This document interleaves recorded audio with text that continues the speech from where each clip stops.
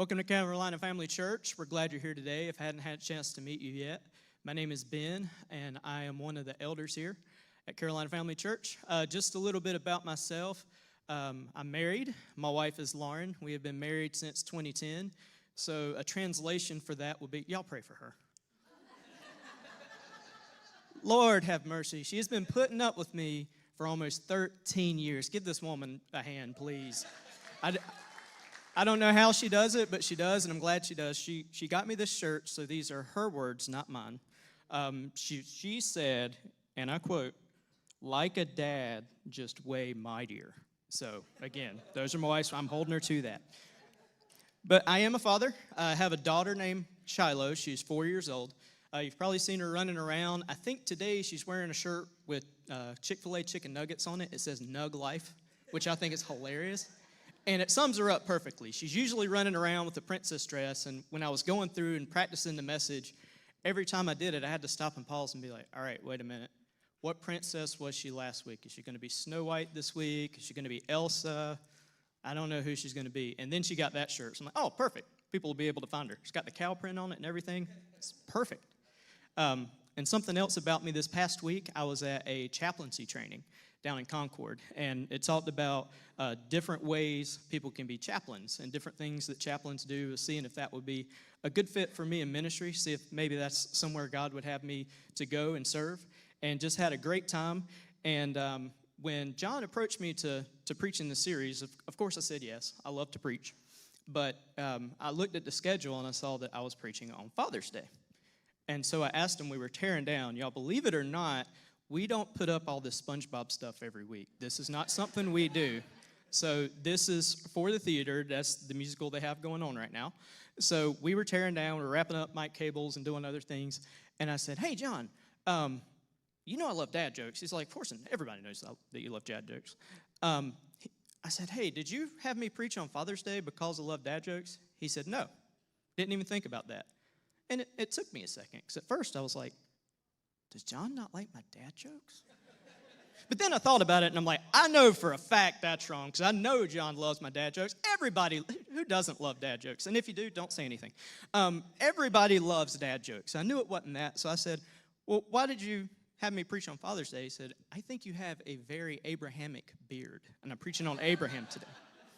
And I had to stop and think about it for a second again, because if you know John, he's a very loving person, but he doesn't always give a lot of compliments. And I'm like, I think that's the nicest thing he ever said to me. But even though he said he didn't have me go today because of my dad jokes, I don't think it would be physically possible for me to preach a message on Father's Day without some dad jokes. Does anybody want to hear some dad jokes? All right, so last week, who was here last week? Show of hands. All right, a lot of us. That's good. All right, last week, Aaron preached on Noah. And what we found out is if we ever have another flood and we need an ark, we know a guy. Y'all, they can't all be home runs. Just give me a second. So Jonah went back to his family after he went to Nineveh, and he was telling them everything that happened on his journey. And they were talking to him, and they looked at him, and they said, I don't know, Jonah. That sounds kind of fishy. I had to do some water ones with all the SpongeBob stuff, so I'll do one that's not. So why did nobody want to fight Goliath? It seemed like a giant ordeal. All right, and finally, I got to wrap this up, or I'll go down a rabbit hole, and no good will come from that. I'll be telling them all day. Who is the greatest comedian in all of Scripture? Samson. He brought the house down. They good? All right. All right, I had to do that. I was talking to a couple of people before the service, and they're like, you're going to do dad jokes, aren't you? And I'm like, well, I'm breathing, so yes, I'm going to do dad jokes. So anyway, happy Father's Day to all the fathers in the room. Let's see. Nope, not doing that yet. I almost went somewhere else, and I'm like, no, that's not where I'm going with the message yet. All right, we are in a series called Evidence, and in this series, we have been talking from Hebrews chapter 11, and there are 5 people mentioned with great large amounts of faith, and we've been covering them. So far, we've talked about Abel. That was John the first week, preached on Abel. And then Dennis preached on Enoch. which, again, when we saw the schedule, I was very glad that was a week I didn't have, because there's not a lot out there about Enoch. There's a wealth of information about Abraham. So I was like, okay, that's good. We can do that. And last week, like I said, Aaron preached on Noah, and he did a great job. And this week, I'm preaching on Abraham. Now, what is Abraham known for? Had many sons. And you could even say, and many sons had Father Abraham? Is that a stretch? Yeah.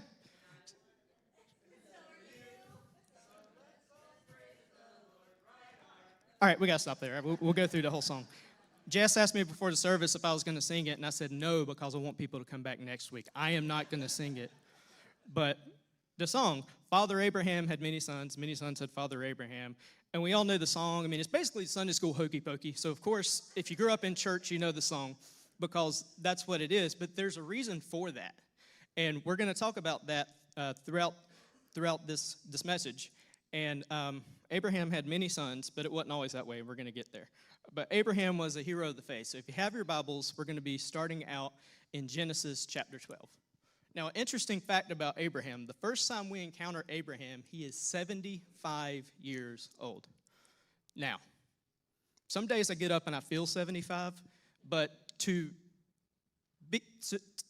be mentioned first that you're 75 years old. And so the first 74 years of his life, we don't know anything about him. So he's 75 years old.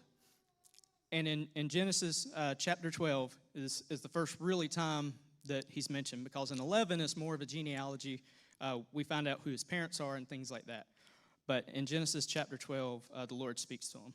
Now again, this is somebody else that up to this point is not noteworthy in Scripture. I think that's something important to remember here. But in verse 1 we read, "Now the Lord had said to Abram," let me stop right there. Ben, I thought you said you were preaching on Abraham. That's Abram, that's a different dude. Right. But he starts out as Abram, and later on he becomes Abraham. So anytime you hear Abram and Abraham are the same guy. It's kind of like Ben and Benjamin.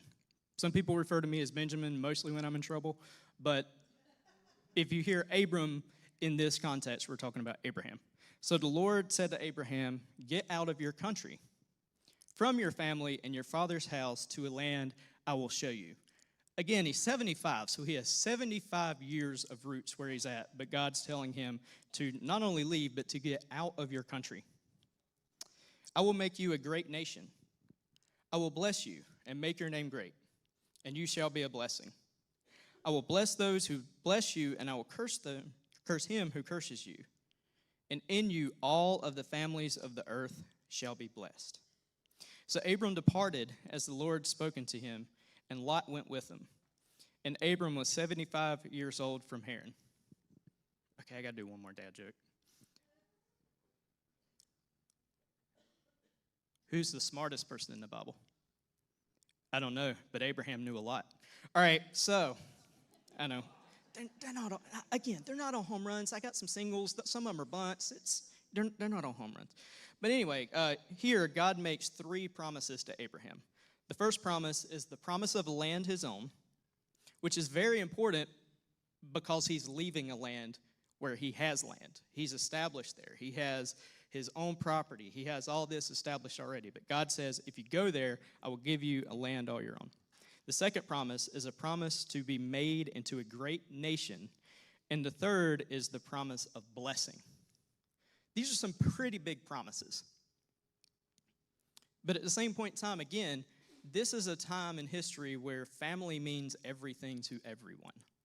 So God is asking him to pack everything up at 75, leave friends and family behind, and go. And not only that, if you look back at the verses here, it's not saying, pack up your things and go to Jerusalem. Pack up your things and go to Nineveh or here. God doesn't even tell him where he's going. He just says, pack up and go to the place I will show you. So it takes an extreme amount of faith here from Abraham to go there. And fast forward a couple of chapters in Genesis 17. So Abraham has gone out to the place God has told him to go. He's found where he's supposed to go. And God speaks to Abraham again. When Abram was 99 years old, the Lord appeared to Abram and said to him, "I am Almighty God. Walk before me and be blameless." and I will make my covenant between me and you, and will multiply you exceedingly. Then Abram fell on his face, and God talked with him, saying, As for me, behold, my covenant is with you, and you shall be a father of many nations. No longer shall your name, thank you, no longer shall your name be called Abram, but your name shall be Abraham. I told you I was going to get to that. Your name shall be Abraham. For I have made you the father of many nations. I will make you exceedingly fruitful, and I will make nations out of you, and kings shall come from you. And I will establish my covenant between me and you and your descendants after you in the generations, for an everlasting covenant, to be God to you and your descendants after you. Also I give to you and your descendants after you the land in which you are a stranger, the land of Canaan, as an everlasting possession, and I will be their God. And God said to Abraham, As for you, you shall keep my covenant, you and your descendants after you throughout the generations.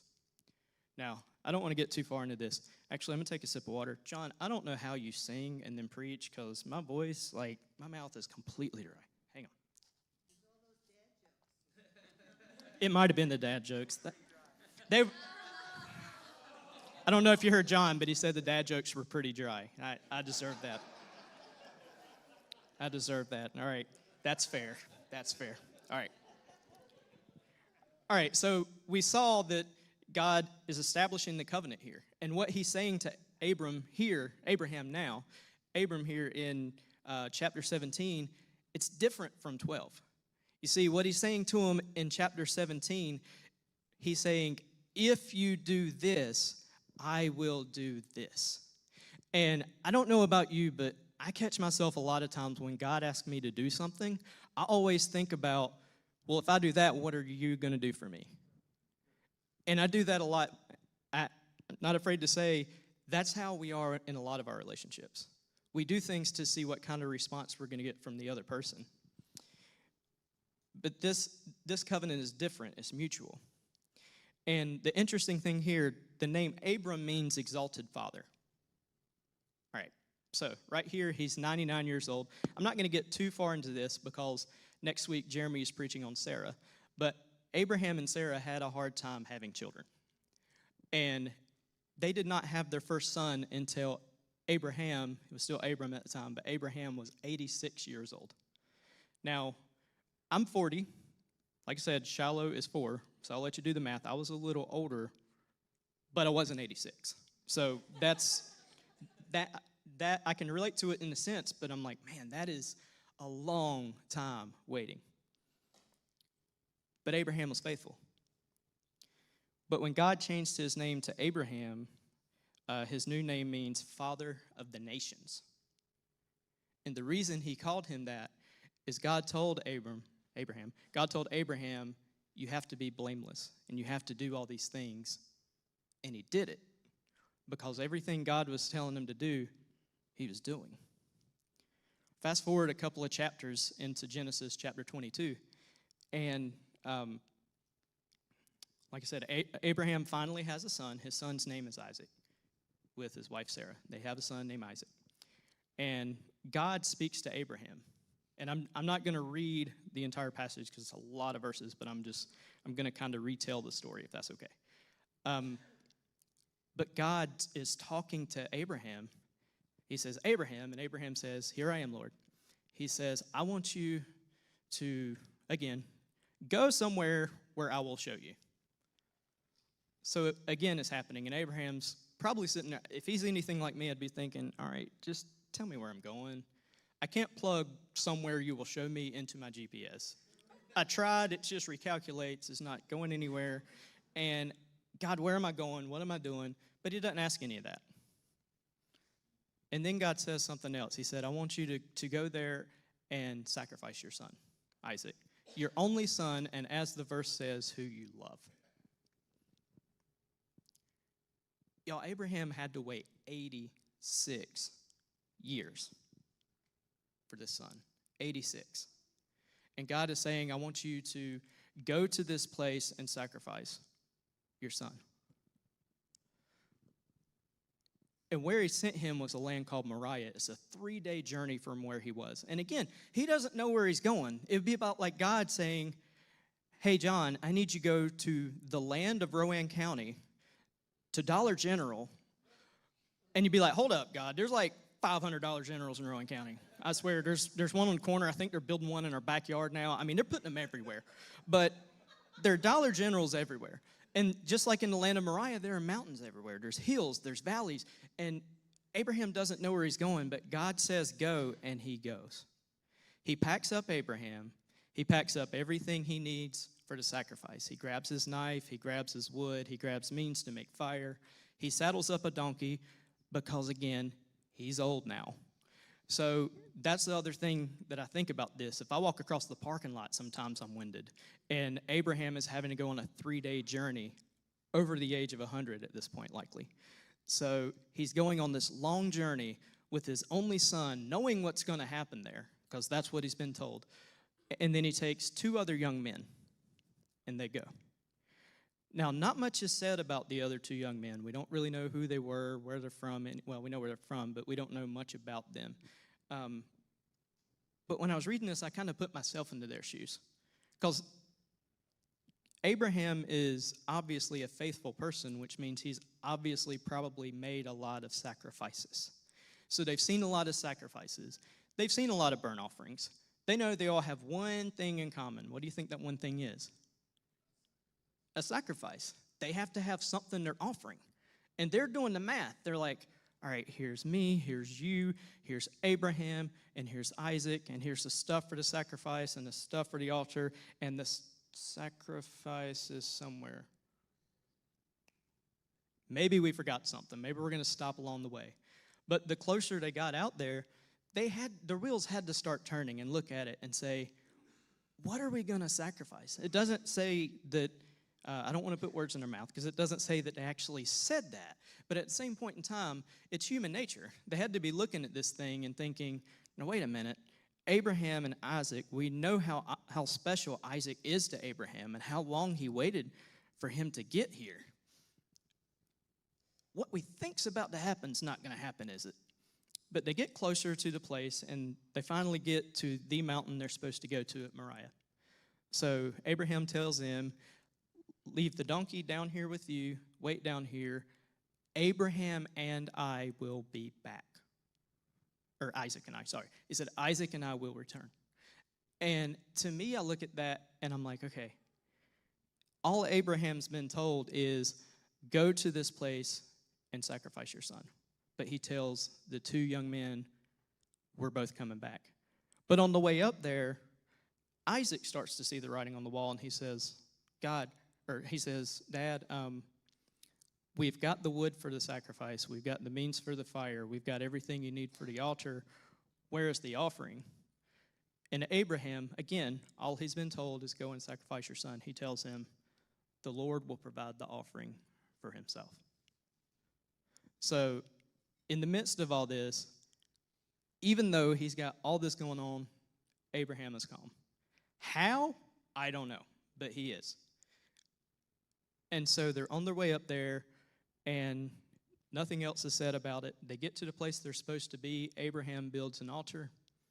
Then he binds up his son and puts him on top of the altar. Now, no words are shed here, but of course, this has to be a very tense moment. So at that point, Abraham reaches, probably in his side, pulls out a knife, and is going to sacrifice his son, because that's how much faith he has. But just then a voice spoke to him. It was an angel of the Lord, and it says, Abraham, Abraham. Now, I don't think it's just Abraham, Abraham like that. I think it's Abraham, stop. Don't put your hand on the child. Don't do it. Because you have shown your faithfulness and your fear of God, because you would not withhold your only son from me. And just then, Abraham hears something, and he looks over in the thicket. The thicket is, in the South, we call them briars. You know, you look at briars and the undergrowth and all that. There was a ram that was stuck there. Now, here's the important thing to remember here. When they arrived and built the altar, that ram's not there. Once the altar is built and Isaac's there, I don't know about you, but if I was supposed to sacrifice my child, I would be on the lookout for another kind of offering. And no ram's there. Once the voice speaks, ram appears. And the ram is there and the offering is there. So they get the ram, they get Isaac down, thankfully. They get Isaac down and they get the offering and they make the burnt offering and they go back down the mountain. And you've got to imagine the relief on the other two guys' faces when two guys that went up there, because they were thinking 2 men enter, 1 man leaves, and both guys came down the hill. So now they're both down there. They both made it down to the bottom. And Abraham's willingness to sacrifice Isaac, when I was studying this, one theme that kept coming up is be careful not to read this that he didn't love his son because he was willing to take his life, because that's simply not true. His willingness to sacrifice Isaac didn't mean he loved him any less. It just shows the level of confidence he has in God. It shows that, God, if you want me to do this, I might not understand it. I'm not going to fight you on it, but if you want me to do it, I know you will provide. It's a beautiful picture of not only Abraham's obedience, but God's provision. Because at the last moment, God supplied the offering. The offering was there. Because again, when they went up there were no animals in sight. If there were, that animal would have been offered. And I don't know about you, but I don't think I could have even gotten that far with it. If God told me to sacrifice Shiloh, like I said, my wife and I have been married almost 13 years. She's 4. I'll let you do the math on that, but it took a little while. And when I was reading this, I was thinking, to us, Shiloh is like our miracle child. And without blinking, without thinking about it, God said act, and Abraham acted.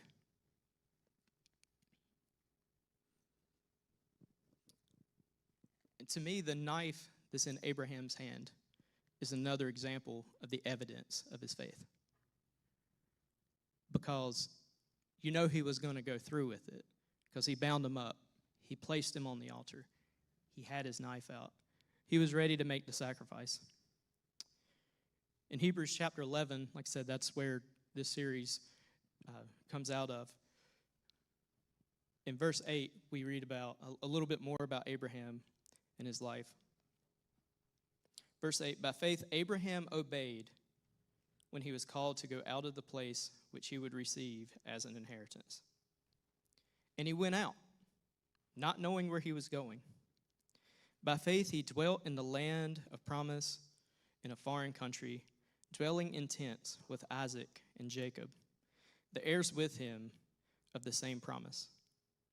For he waited for the city which has foundations, whose builder and maker is God. You see, we know Abraham had immense faith.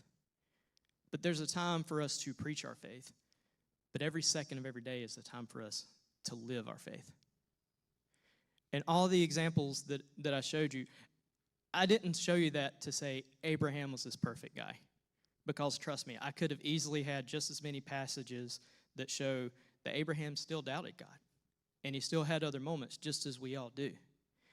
But his biggest tests, when you need to up and you need to go, and I will show you where to go, but you just have to go to another place. And when you need to sacrifice your son, he didn't waver. He didn't think about it. He didn't question. How many people in the room, when somebody tells you to do something, you want to know why? Everybody, right? And I know I'm big about that. Just this morning, my wife said, we can ride together, but I need to stop at Dunkin' first. My first question was not, what are you going to get? My first question was, why?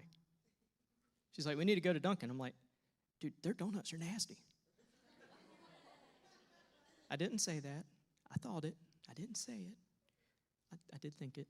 But I like their munchkins now. The donut holes, those are good, and their blueberry donut's good, and everything else is less than ideal.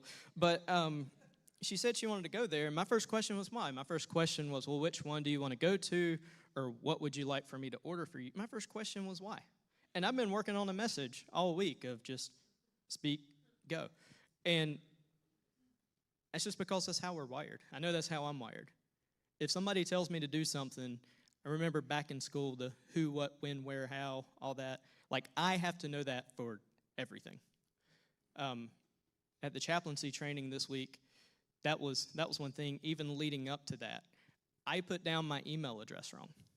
So they said when I signed up and I paid for it, I'd already paid for it. So then I'm checking my bank account because I'm like, well, wait a minute, I know I paid for it, but I haven't heard anything from them. Is this thing still going on? And then I kept checking it because I'm like, I took a week off of work. Like, am I going to this, or are they still having it? And I kept checking my email, and I kept checking my bank account. And it was a couple of days before God just spoke peace into me. He said, it's still going on. Just trust me. And then I got there, and I realized this guy doesn't even know his own email address. So I put an E where there's supposed to be a W. It's a whole thing. But so I did that wrong.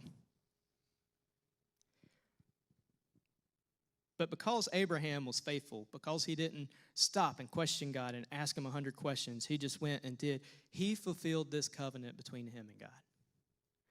And because of that covenant, later down the road, came somebody else I'm about to get to.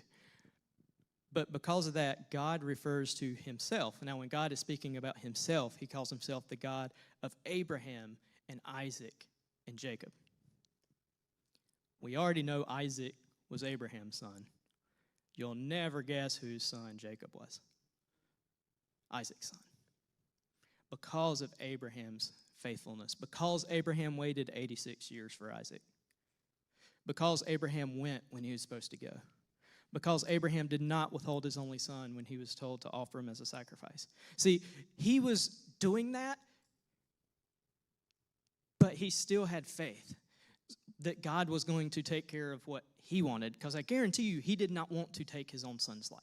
I promise that, because he is a son that he loved, and you don't wait that long for something and then choose to take their life. But God told him to do one thing, and he just went and did it because he knew God. He knew God was going to provide the sacrifice. Now, I know if you're anything like me, when I was reading this, I got through, and I really felt like these scriptures were the ones God was speaking to me. And I'm like, God, this is all well and good, but I don't know that I'm always called to do such big, sweeping things. And the one thing I realized was, we serve a big, big, big God. And God can take small changes and make a big impact. Let me give you an example of that. So every morning I have the same morning routine. It goes one of two ways. My alarm goes off on my watch. I turn it off. Again, one of two things happens. Either I get a lick on my face from a Boston Terrier mix that we have, named Hattie. She licks my face. I know it's time to take her out. I need to take her out. And trust me, when a dog starts licking you before 6 o'clock in the morning, you're awake. Just go ahead and go. It's better than any cup of coffee. But she licks me, take her out, come back. Or, option 2, she's laying there and she's snuggled up and comfortable, so she's not moving yet. So what do? I reach over on the nightstand and I grab my phone. How many of you grab your phone first thing in the morning? Glad there's some other people, because if nobody would raise their hand, I'd have been like, man, I need to work on myself. But I would love to tell you that the first thing I do when I grab my phone is open up YouVersion and look back at my notes from the week or from the message, or look on there and do my daily devotional and open my Bible on there and read. But that's not true. I would love to tell you that it is, but it's not. I usually open, look at text messages, emails, things like that. Or I go on this website. It's kind of an app, too. You might have heard of it. It's called Facebook. I get on there. And, y'all, if you want to talk about a place where you can waste some serious time and lose all faith in humanity, go to Facebook. But Facebook, I guess about a year ago, I don't know exactly when they did it, they instituted these things on there called Reels. How many of you have ever gotten in a loophole watching the short videos on Facebook? I'm glad I am not alone. I even see Jess raising John's hand to make sure it goes up. I get on there, and I watch a video, and they're short. So It's kind of like the Dunkin', the Munchkins. You eat one, you're like, well, it's so small, I can have 12 more. That's part of why I don't go to Dunkin', because the blueberry ones are good. But if I eat one, I'm going to eat 12. If I watch one, I'm going to keep watching them. And that's what I do. So now instead of getting up and getting ready for the day or anything like that, now I'm sitting there and I'm watching those, and I'm looking at somebody who I could really care less about what they did last night, even though I don't care. But I'm reading all about it. Now I'm invested. So I'm reading that, and then I read something else, and then I watch another video. And now I look at up in the top corner, and I see the time, and I'm like, I did it again. Now I've got to be in a hurry. And all I had to do was just get up and go through the routine I should have, but I didn't. This week at the chaplaincy training, they challenged us. They said, every morning when your alarm goes off, either don't grab your phone, or when you grab your phone, open YouVersion. If you're not going to open YouVersion, just cut your phone off the night before. And so this week, every morning I got up and I spent my time with God. And y'all, the difference it made this week, starting every morning off with devotion instead of distraction, made a huge difference. I listened more clearly.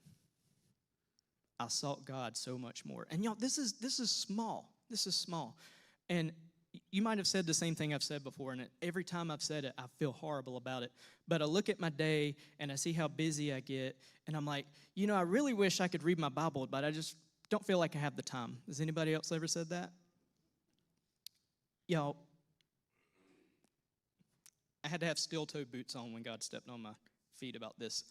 God told me, he said, my son, being faithful and serving me isn't another thing on your plate. It is the plate. And there are plenty of other things that need to be just pushed out of the way. So that's how we can start our day. And I don't know what God's calling you to do. I don't know what God has on your plate, has on your heart, has on your mind. Maybe he's telling you something big.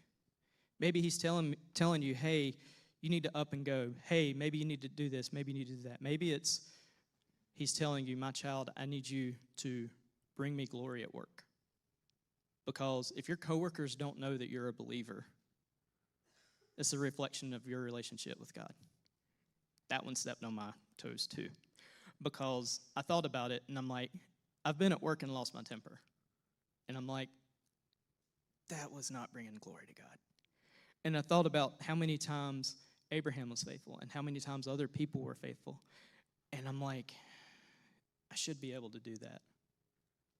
And sometimes we go through things in our life, just big, difficult, hard things, and we don't know where God is. And the first question we always ask is, God, why is this happening? Or why would you do this to me? Which is a dangerous question. God didn't do it to you.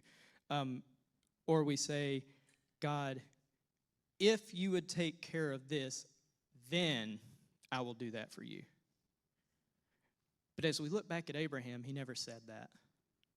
He never said, yeah, God, I'll go up and sacrifice my son. But first, I need you to do this. God said to go. He went. He went, y'all. He went on a 3-day journey, not knowing where he was going, to do an impossible task because of his faith. And I don't know what that looks like for us with taking the next step and what we're supposed to do. It's probably a small step. I mean, it's probably something like read our Bible first thing in the morning, or be a better example for Christ at work, or find a way to love your children even when they're frustrating you in the morning.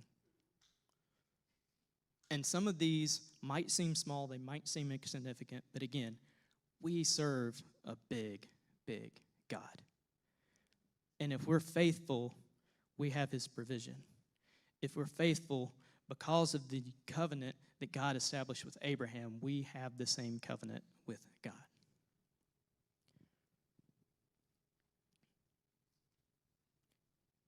So if you're hearing this and you're thinking, Ben, this sounds great, but I don't know what to do. After church, I'll be up here. Find me. Find one of the elders. We'd love to talk to you about it. We'd love to see how we can support you as a church. Because a lot of times we're going through things like that, and the first thing we feel is alone. And y'all, we have a chosen family here, this church. This church, every day, I am blown away by our church. And I love this church. And when I was at the training, we were supposed to talk about 2 ministries we're a part of. And I had to sit down because I started talking about church. And I'm like, I'm about to spend the entire session just talking about our church. Because people would talk some about theirs, and they're like, yeah, we go to this church, and I like it. We're a part of it. We do this. We wish people would do this. And I'm like, when I think about my church, it's always positive. And y'all, that's rare. So let's be thankful for that. Let's go to the Lord in prayer.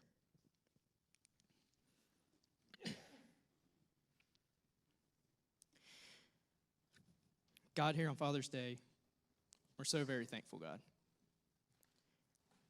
We're thankful for people that you've put in our life.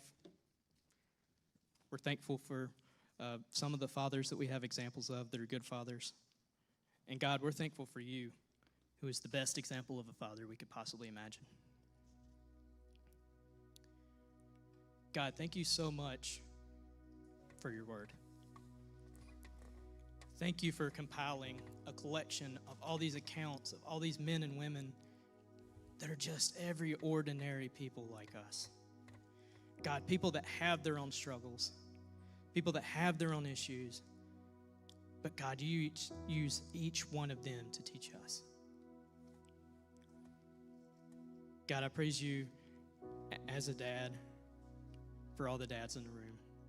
I thank you for the example you've set forth of what being a father looks like. And God, I praise you for all the children of our church. God, I pray that you'll be with us today and help us look at what kind of changes we need to make to bring more glory to you, God. What changes do we need to make to be faithful? And God, show us in what areas we need to be more faithful and show others more grace.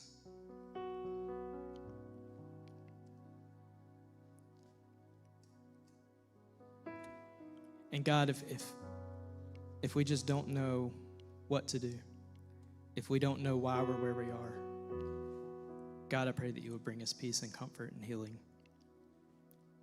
And God, I pray that you would just speak through us. God, we love you. We care for you. And we're thankful for you.